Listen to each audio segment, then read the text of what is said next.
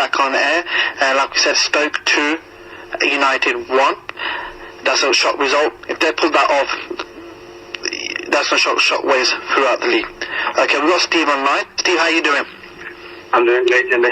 I'm good. How was your night yesterday? I was reading your tweets yesterday. It looks like you was at Liverpool training ground, keeping an eye on things.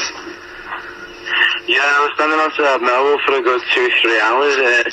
Bit of a wasted journey, but at least I only live down the road, eh? Did you see anyone important coming in and out? Was Rodgers there? Were they trying to work out deals to last minute?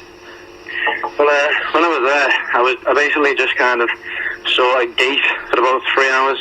But there was one car that went inside, but it couldn't have been anything important because nothing's been announced. But a car did go inside, and there were 2 film crews with me, and they filmed the car going in. But besides that, there was a helicopter flying around, and that was about it. That could have just been the police. Yeah, it was disappointing. No Liverpool not coming in. What happened to the Ukraine player who was supposed to sign a deal off? I don't even know how to, we call him Corley, I don't know how to pronounce his name, I'm sure you can, Steve. But, that was disappointing, in there, flying out for 3 days there. Is this a downer? Is this, it's going to affect Liverpool on the pitch? Disappointing, wasn't it? I mean, it is a downer for the team because it came to a point where we were really confident we were going to sign them, almost like, putting them in our imaginary teams where they play and all that. But, when it started to fall apart and then it got announced that the owner of Dimpro at the end of the day just said, no, I'm not selling them, refused to sign anything, it did really kind of think, you wanted the player to come in. But what I said at the start of the window was, we don't particularly need any more help with the attack. It would have been nice to have him, but I don't think we need the reinforcement in the attack. We need the reinforcement in the midfield. But the team that we've got now is a team that beat Tottenham 5-0 and beat Everton 4-0. So I'm not exactly going into the second half of the season not confident we can still finish 4th. Okay, Steve, just asking, just speak up a bit louder. I think a couple of viewers are tweeting in that they can't hear you. Okay, just a couple of scores are gone in. It's Fulham 0, Southampton 2, Spurs equalise against Hull, and United still losing 2-1, and Everton are losing also. 5 minutes away from, 10-15 minutes away from where you live right now, so Goodison Park. That's going to be, if Everton don't pull it around to at least a point. Is this the start of the downfall? The honeymoon period over? I think it's going to be very, very hard for Everton to come back if they find themselves in that position. But you certainly can't write them off. They've got a fantastic squad there. I mean, they brought in Traore too, in addition to the attack. He's going to be quite useful. I don't know when he's available, but I think it's soon. I know he's carrying some kind of injury. Lukaku's out for a little bit of time, but he came in at the right time. And I think the reinforcements they brought in over the window is going to be useful for them. But if they don't manage to pull at least a point out of today's game, then it is just points dropped that they could have got themselves. If they don't win today and Liverpool do pull out 3 points, so it looks like they are 4 points away from today. So if Liverpool do win tomorrow, it'll be 7 points. 7 points at this stage is massive. That's and goal difference as well. So let's say 8. That's a hard turnaround. So it's a must win today. Southampton 2, Fulham 0. Looks like Fulham are gone. If they don't get nothing out today, I think they're gone. They change the manager also as well, but it's looking disappointing for them. Okay. Also, it's still Hull 1, Spurs 1. I'm just watching it right now. I'm going to make sure the goals go in left, right, centre. So, United 2-1. Charlie Adams. I believe Charlie Adams is a Scouser as well, just like you. I don't need to confirm that. But if United lose today, and once again Liverpool win tomorrow, there'll be 9 points for 4th spot. Like I said, 9 points at this stage it's unheard of. For United to be 9 points. If they lose, there's still 20 minutes to go, and they can pull it back. They've got star players like Mata, Van Persie, Rooney, all there. The pressure's going to be on Moyes. You just spent 37 million on Mata. Your opinion, Steve, and leave your bias aside. Yeah, we know you support Liverpool. Can you see him getting sacked within the season? I don't think David Moyes is going to get sacked. You mean before the end of the season? I don't think he's going to get sacked before the end of the season, because I think he's getting to the point now where he's got this far, they're just going to let him run it out. And I think maybe if they don't finish in the top four, that's huge for United. I can't remember the last time they finished outside the top four.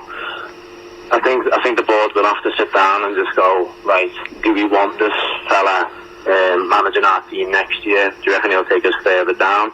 Or will he actually, should we give him more money and he goes after certain players? I mean, the money's not an issue, you know, I'm just saying, like, sort of, we get more players again next year. Yeah, no, that's interesting thought on the game, especially, you know, from a Liverpool fan, United. It looks like, let me just see if it is coming. Yeah, Everton 1, Villa 1. Like I said, there was time left, so they're just equalised. You can see Everton pushing the last 20 minutes.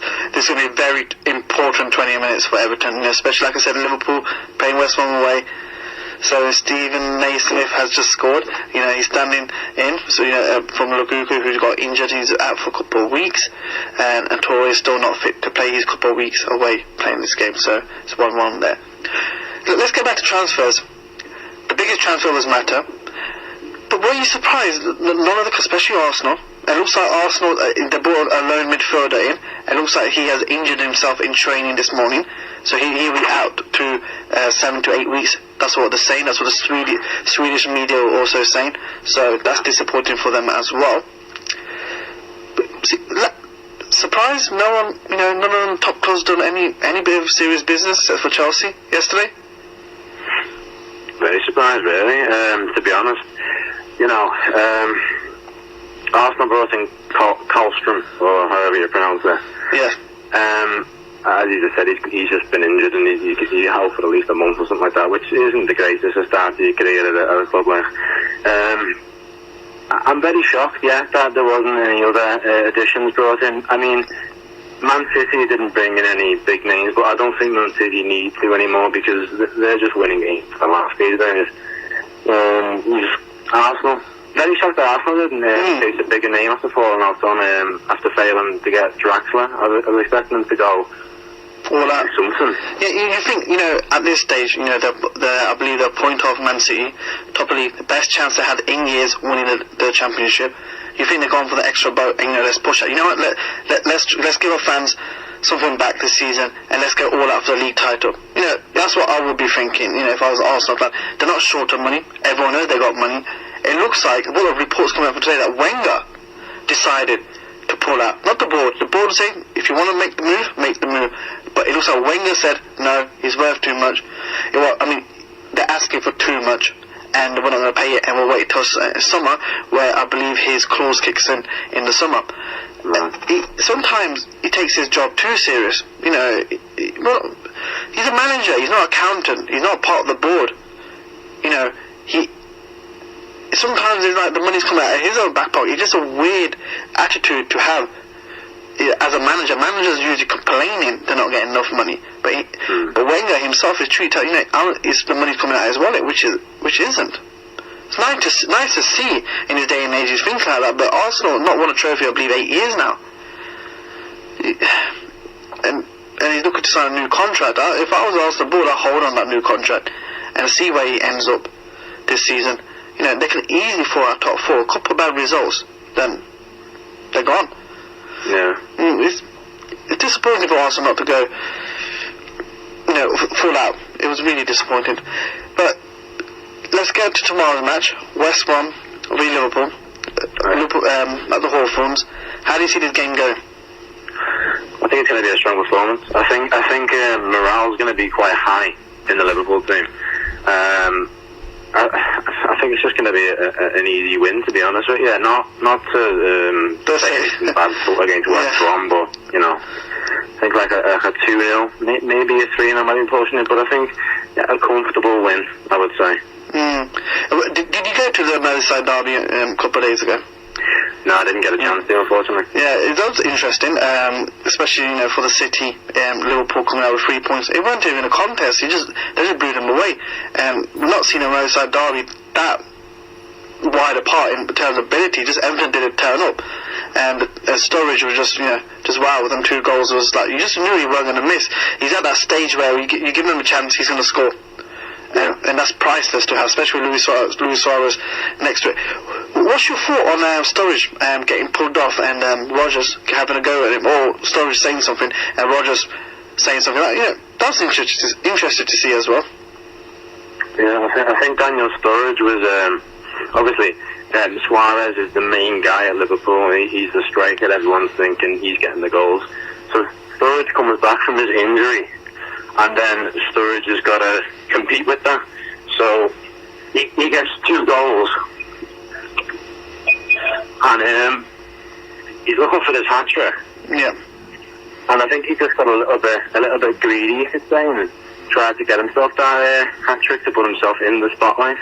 I think it's something he really wants. He really wants to do well for the club. So I think he tried a little bit too much, and there was times when he should have passed, but. He did apologise after the game, didn't he? No, it's good to see it. It's good to see Rodgers stepping up and showing his authority. Look, he told him, shut up, sit on the bench. This is a team game, not individual game. So it's good to see the bit of authority. Rodgers slowly making a mark on the club, and that's great to see him. Hopefully 3 points for Liverpool tomorrow. They kick on and put the pressure on everyone else.